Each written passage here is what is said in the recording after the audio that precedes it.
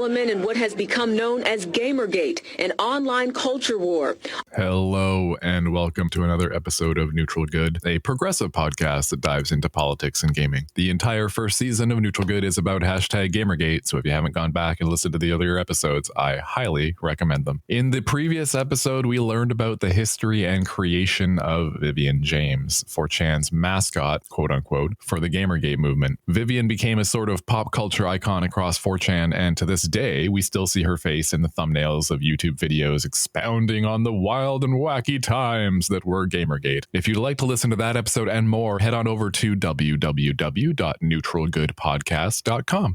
In this episode, we'll be learning about Milo Yiannopoulos and how he contributed to Gamergate, increasing exposure and simultaneously honing the narrative. I'll be laying out how Milo is a grifter, a clout-seeking lightning rod for the most unhinged takes coming out of the culture wars. Milo was an editor and writer at Breitbart News from 2014 to 2017, until he resigned after a series of clips surfaced. But we'll get into that, and the neo-Nazis, shortly. Oh, sorry, I kind of sprung the Nazis on you out of nowhere. Content warning, this episode contains language and views that are extremely unpleasant at the least. Misogyny, homophobia, transphobia, ableism, racism, and other forms of hate may make an appearance. I don't condone any of it, and if you're uncomfortable with the language in this episode, please feel free to hit that pause button and make space for yourself.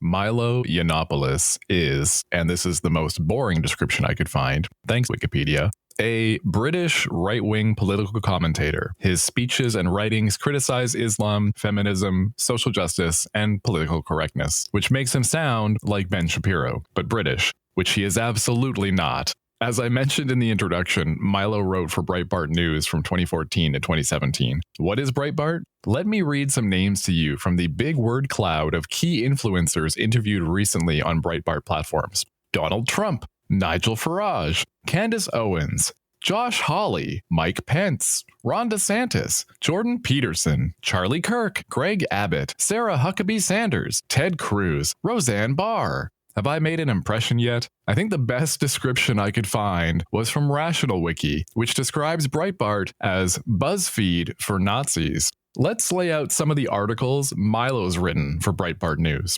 16 movements less ridiculous than Black Lives Matter. Donald Trump would be the first real black president. Does feminism make women ugly? Gay hate crime is a thing of the past. Why does the gay lobby wish it wasn't? Here's why there ought to be a cap on women studying science and maths. Do poor people have a crime gene? The Economist says maybe. Muslim gang rapists are springing up everywhere. Why can't we be honest about it? As demonstrated from the headlines, Milo's known for writing snarky, over-the-top articles that are quite obviously meant to aggravate and inflame. In September of 2014, he wrote a piece about Gamergate for Breitbart, which incidentally brought fresh and eager eyeballs to the aging site. Milo even posted about the article's success on social media, tweeting, "I am not too bashful to tell you that the traffic to this post has been staggering," and he links back to Breitbart.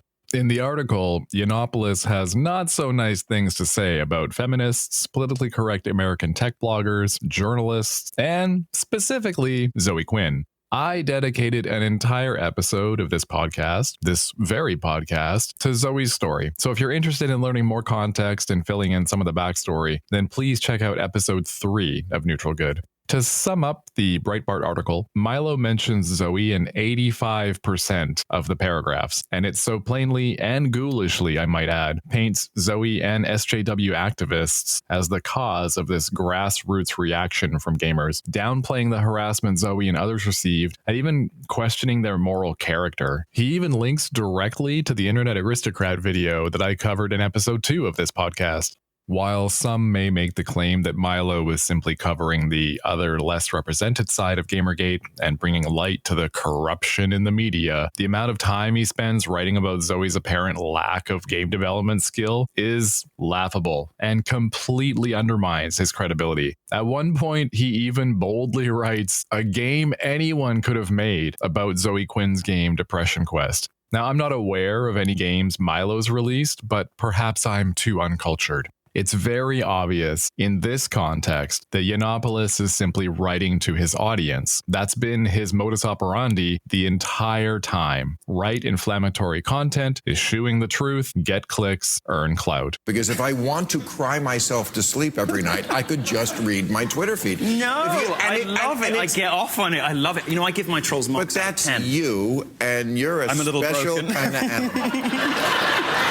I'm a little broken. In 2015, he'd become such a controversial figure that he landed himself a few interviews on TV and radio with organizations on both sides of the aisle, often speaking about Gamergate and his other writings, and, depending on how friendly the host is, spouting homophobia, transphobia, and racism. In an interview with Steven Crowder on WAAM Talk 1600 radio, Yiannopoulos even says outright, "If I wasn't gay, I'd be a huge homophobe." I really hope I don't have to explain how misguided this is, but in case we're not clear, you can have hate in your heart no matter how you identify. Anyone can have racist, homophobic, transphobic thoughts in their head. We're all human. We're all susceptible to propaganda in our environments and even things as simple as peer pressure. The desire to fit in can shape a lot of one's actions and sometimes, eventually, their beliefs. But just because one might be part of a minority, it doesn't give their transphobia or racism any more credibility. Milo's willingness to spread terrible, hurtful stereotypes about gay people is equally misguided, whether he's gay, straight, bi, or pansexual. The harm it causes, the impact, is the same either way. He goes on in that same interview to state several incorrect facts about transgender folks, about how those who get gender-affirming surgeries always regret it, when the real numbers show a regret rate of approximately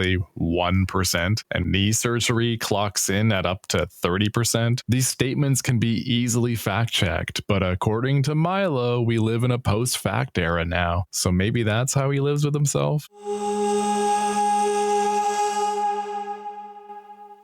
Milo Yiannopoulos was hired by Steve Bannon, known famously as the man appointed Trump's chief strategist, who previously headed Breitbart as chairperson, and is on the record having said in a custody battle with his ex-wife that he, quote, didn't want their daughters to go to school with Jews, end quote. Bannon loved Milo, though. According to the Southern Poverty Law Center, while anchoring the Breitbart Daily News satellite radio show, he would repeatedly lavish praise on Yiannopoulos, comparing his courage to that of Winston Churchill and his provocative commentary to that of Breitbart's late founder, Andrew Breitbart. He described Milo as one of the leading voices of his generation in his whole fight against cultural Marxism and the defense of Western civilization. Bannon first learned about the power of the young male gamers when he took over IGE in 2005, a company that, according to USA Today, employed low-wage Chinese workers to play World of Warcraft and earn in-game gold that could be traded for virtual goods, which would be resold to players for real money.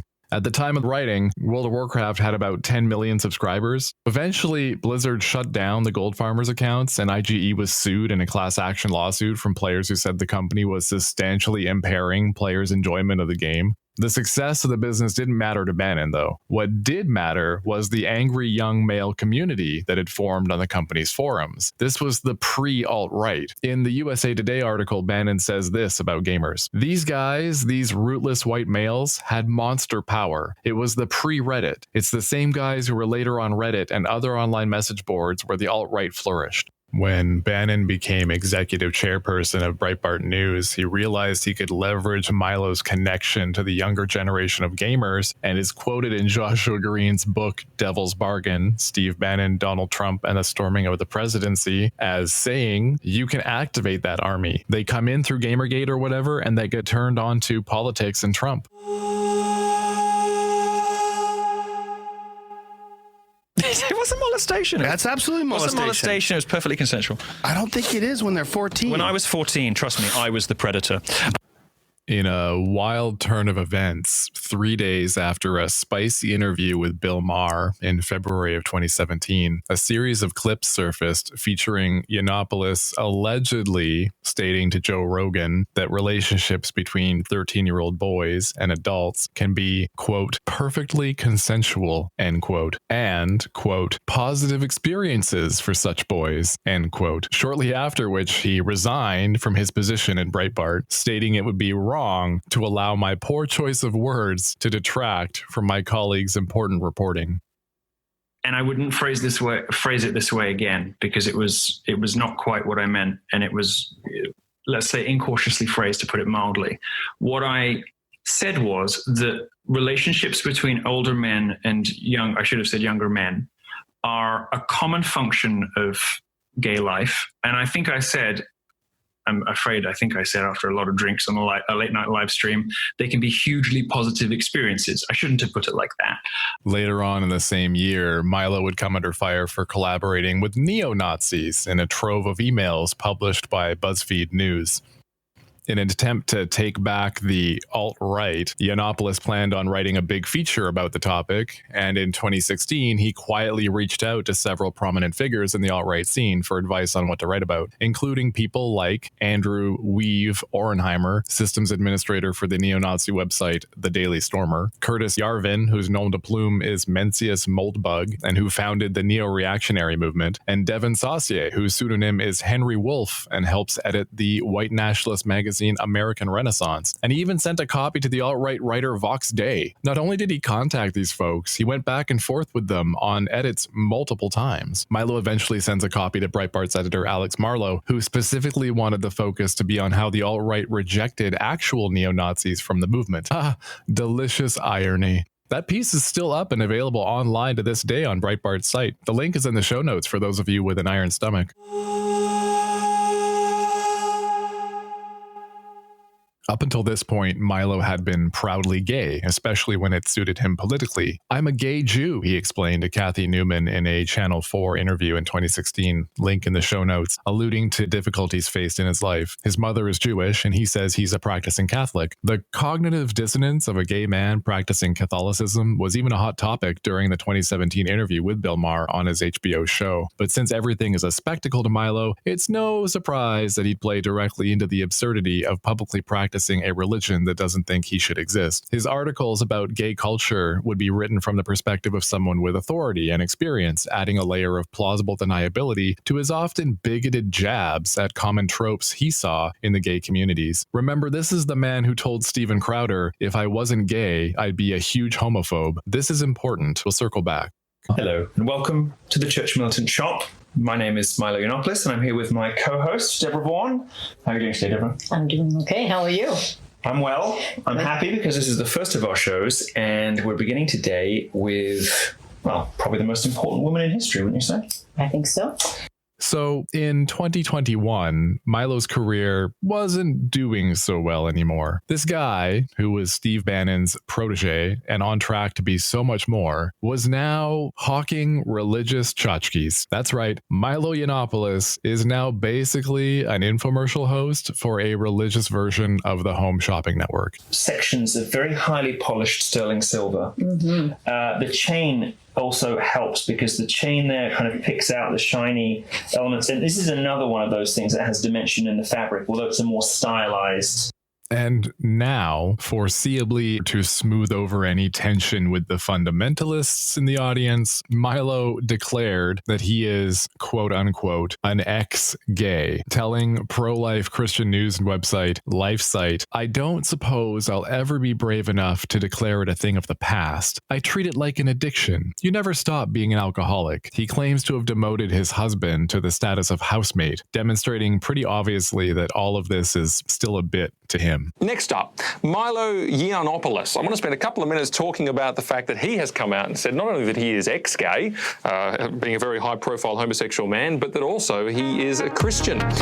Thanks for tuning in to another episode of Neutral Good. I really appreciate your support, and I hope I can continue to bring you these stories. In doing the research for this episode, I watched a funny and educational video about Milo called The Downfall of Milo Yiannopoulos. It's available on YouTube, and I'll put a link in the show notes. Please go support that creator. They made some great content. I'll also include links to Milo being interviewed by both Jordan Peterson and Bill Maher if you're looking for ways to quickly lose your mind. I'm your host, Tig, and this has been Neutral Good.